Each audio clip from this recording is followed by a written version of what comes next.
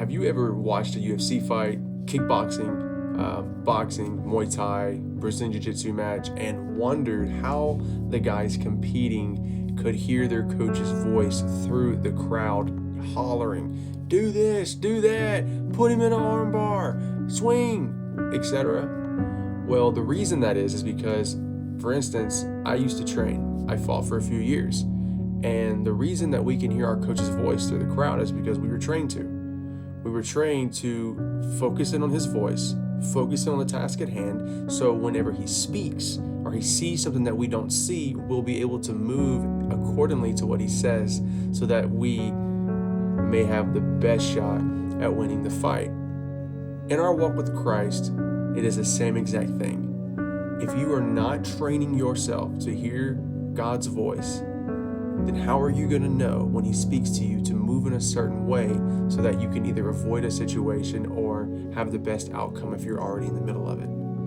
We need to slow down in our daily lives. We need to read our Bibles. We need to pray, and we need to pray with intent. We need to pray with expectation of hearing his voice, of looking around after you pray for somebody or for yourself, healing, deliverance, whatever it is.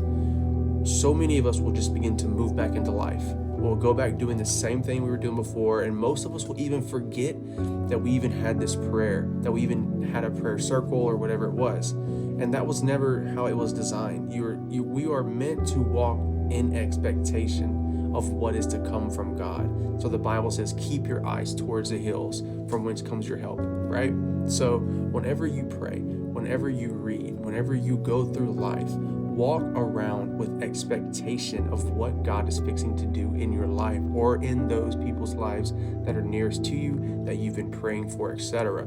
Don't just pray and move on. Whenever we have dreams, goals, and ambitions, we don't just one day think about it and then never do anything else with it. We think about it, we write it down, we make a plan, we create SMART goals, and every day we look for opportunities to be able to progress our dreams, ambitions, and desires even further.